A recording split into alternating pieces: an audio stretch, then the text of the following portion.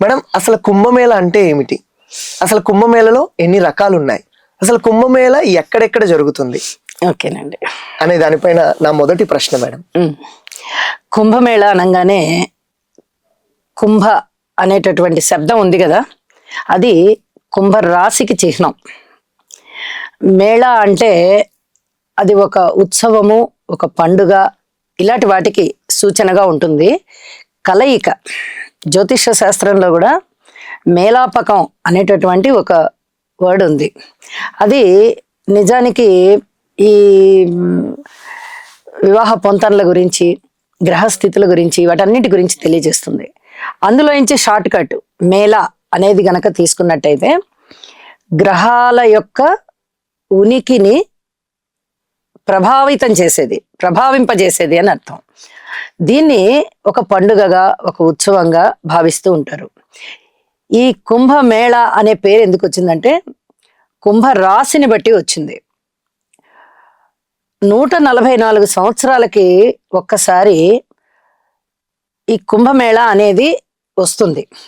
దీనికి ముందుగా రవి మకర సంక్రమణం జరిగినప్పుడు, అంటే 144 సంవత్సరాలకు అన్నమాట, రవి మకర సంక్రమణం జరిగినప్పుడు ఆ రోజున మనము భోగిగా, సంక్రాంతిగా, కనుమగా ఆ 3 రోజుల్ని మనము పండుగలు చేసుకుంటాం.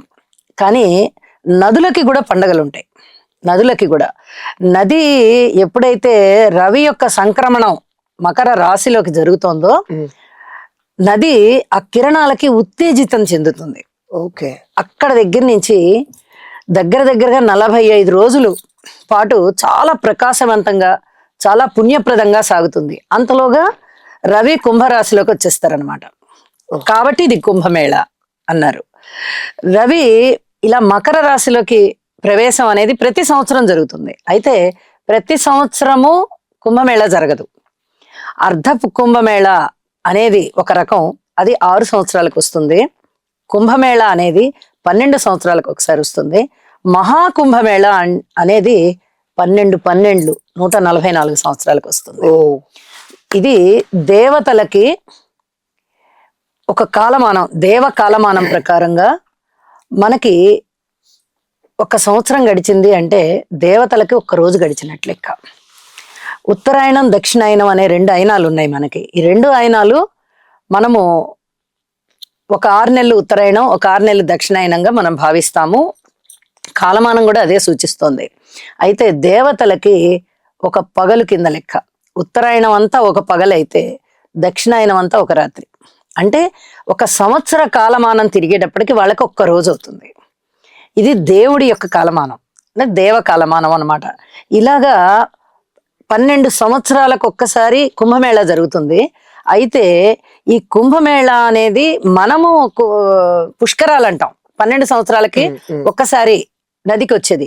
కానీ ప్రతి సంవత్సరము పుష్కరాలు జరుగుతాయి. ఒక్కొక్క నదిలోకి గురువు ఏ రాశిలోకి ప్రవేశిస్తున్నారో ఆ రాశిని బట్టి ఆ నదికి పుష్కరాలు ఉంటాయి అన్నమాట.